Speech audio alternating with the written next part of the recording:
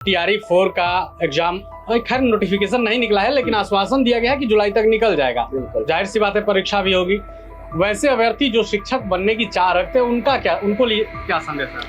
बिल्कुल, देखिए पिछले 2.5 साल से वो लोग तैयारी कर रहे हैं, बहुतों के मनोबल टूट गए हैं, बहुत सारे नए अभ्यर्थी और जुड़ गए हैं, तो कंपटीशन बहुत ज्यादा बढ़ गया है। यदि मंत्री जी ने कहा है कि जुलाई में नोटिफिकेशन आएगा तो हमको उस चीज पे विश्वास रखना चाहिए और अपनी तैयारी बेहतर करते रहनी पड़ेगी, क्योंकि जिस तरह से कंपटीशन बढ़ रहा है उस माहौल में उनके सामने चैलेंजेस बहुत ज्यादा होंगे। टीआरई 1 2 3 उसके तुलना में बहुत आसान था।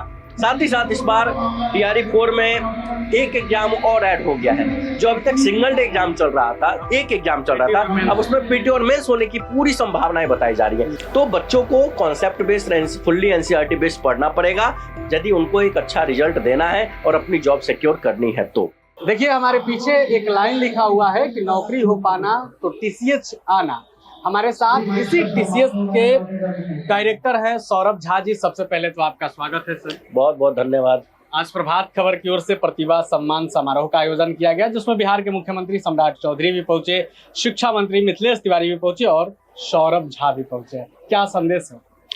बिल्कुल, देखिए प्रभात खबर द्वारा ये जो प्रतिभा सम्मान का कार्यक्रम पिछले कई वर्षों से आयोजित हो रहा है और बिल्कुल ही एक ऐसा सराहनीय कदम है जिससे कि जितने भी मेहनती छात्र हैं उनका एक सम्मान मिलता है, उनके अंदर एक मोटिवेशन मिलता है कि हमको ये जो पड़ाव हमने पहला पड़ाव पार किया है, ऐसे ऐसे कई पड़ाव हमको जीवन में और पार करना है। और जहाँ पे बिहार के माननीय मुख्यमंत्री, शिक्षा मंत्री और साथ ही साथ और भी बहुत सारे शिक्षाविद मंच से उनको सम्मानित किए हैं, तो बिल्कुल इन विद्यार्थियों के लिए भी गौरव का पल है।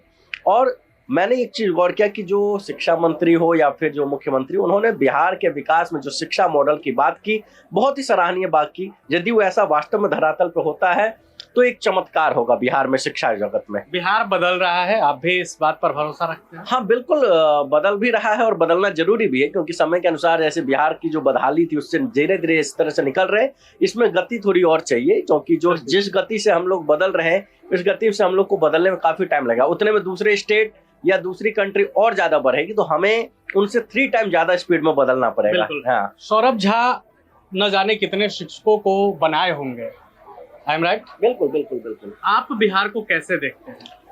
देखिए, जब से शिक्षक भर्ती की परीक्षा बिहार में आयोजित होने लगी, टीआरई 1 2 3 इसके माध्यम से हो या सीटेट टेस्ट के माध्यम से हो, 11,000 से ज्यादा बच्चे तो टीसीएस के हैं जो बिहार में 11,000 से ज्यादा बच्चे हैं जो शिक्षक हैं बिहार में, हमारे संस्थान से पढ़ के। तो हर और जिला नहीं, मैं ये बोलता हूँ कि कोई ऐसा प्रखंड नहीं होगा और संभवतः ऐसा प्रखंड कोई मिलेगा ही नहीं जहाँ पे टीसीएस का छात्र ना मिले। मैं किसी भी जिले में जाता हूँ और यदि उनको सूचना मिल जाती है कि मैं उस प्रखंड में जा रहा हूँ, तो उन बच्चों के लिए बहुत ही, जो मेरे विद्यार्थी हैं हालांकि वो टीचर बन गए हैं, तो लेकिन फिर भी उनके मन में जो सम्मान है, भाव है, वो जैसे ही स्कूल से फ्री होते हैं जरूर एक बार मेरे से मिलने आते हैं, बातचीत करते हैं, क्या स्कूल में अभी समस्याएं वो झेल रहे हैं, क्या अच्छाई वो देख रहे हैं, ये सारी चीजों की जिक्र करते हैं। फिर यदि कभी मुझे मौका मिलता है किसी मंच से उस बातों को साझा करने का तो मैं करता हूँ।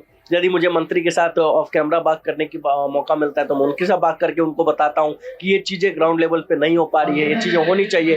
तो बिल्कुल ही टीसीएच का एक योगदान जो है टीचर बनाने में बहुत सराहनीय है। और मुझे लगता है कि ऑफलाइन कोचिंग अभी तक हम लोग की थी, उस माध्यम में हमसे ज्यादा टीचर बनाने वाला संस्थान अभी कोई नहीं है ऑफलाइन, मैं ये बोल रहा हूँ, क्योंकि ऑफलाइन में एक डेटा आपके पास होता है, ऑनलाइन में कोई डेटा नहीं होता है, उस पर दावाएं बहुत सारी होती है। बिल्कुल। अच्छा, बिहार तो बेहतर कर रहा है, और बेहतर शिक्षा के क्षेत्र में कैसे किया जा सकता है?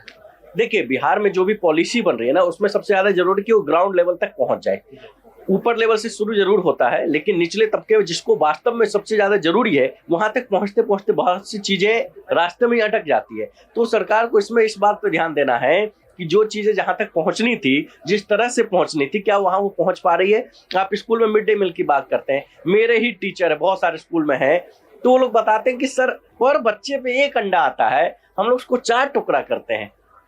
सरकार ने कितना, सरकार से कोई दिक्कत नहीं है, सरकार तो अपनी पॉलिसी जो बनाई उस पर खरी उतर रही है, वो 1 बच्चे पे 1 अंडा प्रोवाइड की, लेकिन वहां पे जो काम करने वाले लोग हैं ना जाने क्यों ऐसी छोटी मानसिकता के साथ ऐसा करते हैं कि 1 अंडे को 4 टुकड़े में बांट दे रहे हैं। तो ये कहीं ना कहीं तो फिर आप सरकार की जो नीति है उसको तो विरोध कर रहे हैं आप एक तरह से, तो विरोध नहीं होना चाहिए। यदि वो चीजें बनी है तो उसका पूरा लाभ नीचे तक पहुंचना चाहिए। बिल्कुल, तो ये सबसे बड़ी बात है कि यदि वहां तक पहुंच जाती है तो निश्चित ही सब कुछ बेहतर चलता एक रहेगा। आखिरी सवाल, टीआरई 4 का एग्जाम खैर नोटिफिकेशन नहीं निकला है, लेकिन आश्वासन दिया गया है कि जुलाई तक निकल जाएगा। जाहिर सी बात है परीक्षा भी होगी।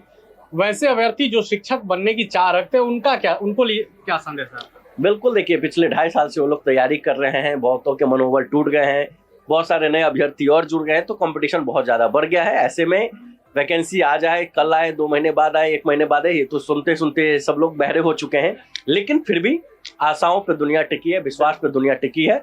यदि मंत्री जी ने कहा है कि जुलाई में नोटिफिकेशन आएगा तो हमको उस चीज पे विश्वास रखना चाहिए।